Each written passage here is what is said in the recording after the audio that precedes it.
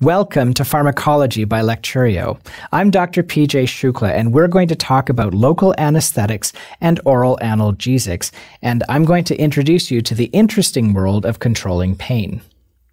Now, here's the problem with this particular type of patient. We need to get a drug across a lipid membrane and act on the inside of the cell, on the inside surface of a channel to stop the movement of sodium ions. The problem is that the outside of the cell is water, the membrane is lipid, the inside is water. So how do we change the properties of the drug to be both lipophilic and hydrophilic? Remember that membrane diffusion in this case is going to be a passive process. Unfortunately, there are no active transporters to bring the drug across the membrane. We want to block the receptor from the inside surface, and we want to block movement of sodium channels across that membrane. The reason why we do that is because blocking sodium channels will reduce membrane depolarization, and reducing membrane depolarization will prevent that nerve from firing, and therefore the pain response will not reach your brain. We need the polar form of the drug to turn into a nonpolar drug and then turn back into a polar drug and then do its job. How do we do that?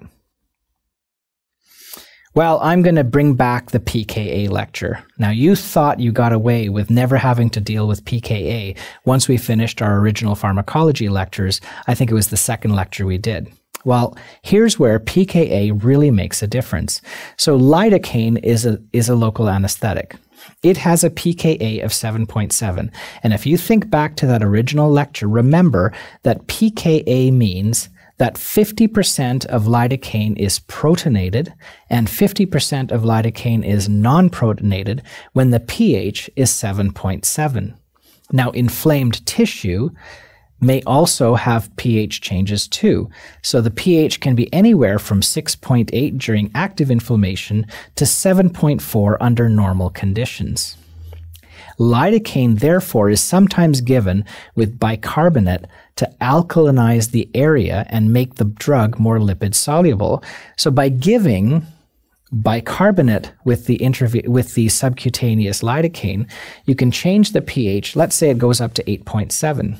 Well, now you have a 1 to 10 ratio, or 10% of your drug being water soluble and 90% of your drug being lipid soluble. Now, once it's inside the neuron or the cell, the pH is 6.9. So the molecule now becomes more polar and water soluble. That's how we get the drug across the membrane. Once it's in the nerve, there are other things that will affect how well the drug works.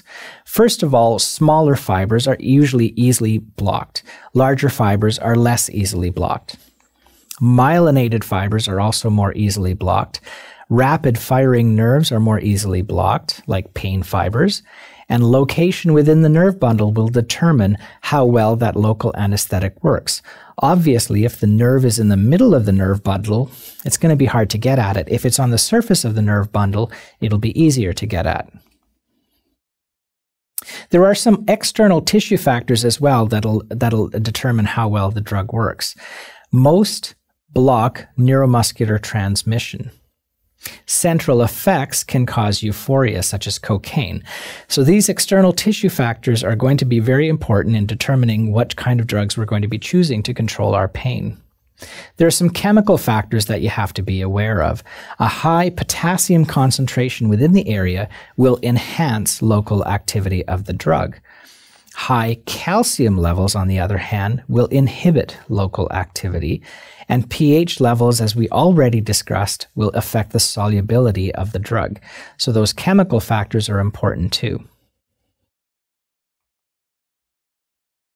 Now, most local anesthetics are very quickly absorbed into the blood. For example, lidocaine quickly goes from tissue into blood.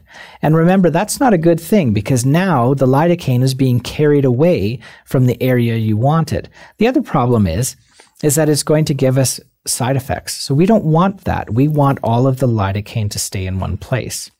So sometimes we add epinephrine to our lidocaine mixture.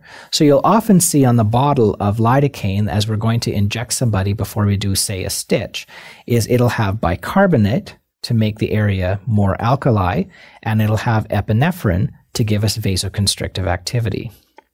Now, longer acting agents are going to be less dependent upon the vasoconstrictors, but short-acting agents like lidocaine, it's quite critical. Now, cocaine is actually a potent vasoconstrictor due to its intrinsic sympathomimetic function.